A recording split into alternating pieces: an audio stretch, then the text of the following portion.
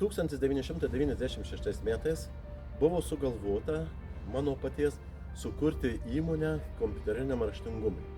Ir 1997 metų gegužės 23 dieną buvo įregistruota firma Komota, kuri reiškia konsultacijas, mokymą ir tarpininkavimą.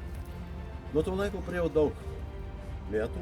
Per šį laikotarpį pačio Komotoje buvo virš 100 darbuotojų, kurie išėję sukūrė savo įmonės arba pastiprino savo žinias kompiuterinio raštingumo srityje. Per 29 metus pasikeitė visa karta jau klientų. Šiais metais mes irgi priimam naują tokį sprendimą, paskelbėme manifestą, apie kurį kalbėsiu biskį vėliau kitoje laidoje. Pats pagrindas yra manifesto tai, kad mes atkreiptume dėmesį į tuos dalykus, kad naudota technika gali daug ilgiau tarnauti negu ją pastoviai keičiant.